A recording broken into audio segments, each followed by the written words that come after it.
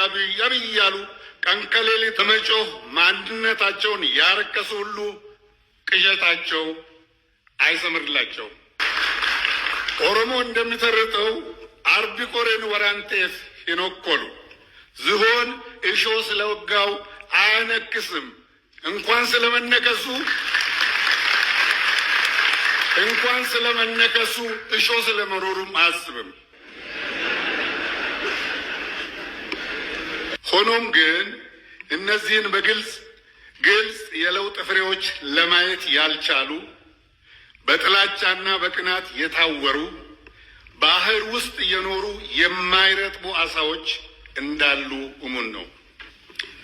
ዓለም ያመነውንና ያደነቀውን የለውጥ ጉዞ የድል ፍሬዎች መካድ ወይም ማየት አለመቻል ማለት ሁለት እጅን ወደ ላይ ዘርግቶ የፀሐይ ብርሃን ምድር ላይ እንዳይደርስ ለመጋረድ እንደመሞከር ያለ ከንቱ ልፋት በመሆኑ በዚህ መስክ የተሰማሩ በከንቱ የሚዳክሩ ወገኖች የሚታዘንላቸው ናቸው።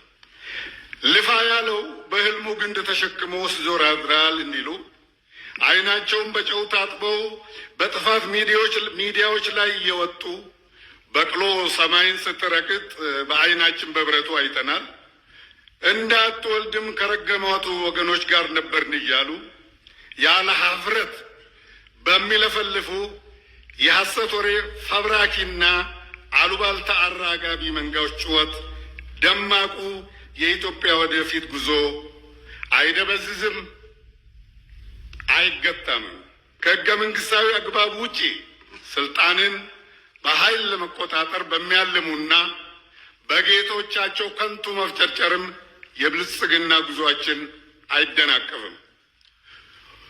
ውዲቷ ኢትዮጵያችንን ደማቅ የአፍሪካ የብልጽግና ተምሳሌት ለማድረግ ክቡርነቱ ያለዎትን ራዕይና እምቅ አቅም የተረዱ ሀሳብ አጠር የውድቀት ኃይሎች የአገር መሪንና ሕዝብን ማራራቅ ያስችለናል ብለው ክቡር ማንነቱን ለማጠልሸት ስሙን የጥፋት መዝሙራቸው አዝማች እያደረጉ በመጮህ ማንነታቸውን ያረከሱ ሁሉ ቅዠታቸው አይሰምርላቸው።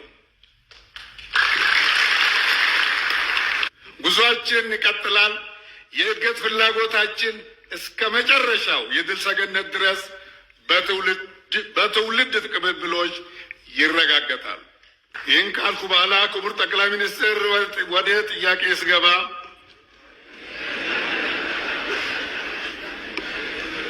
በ2018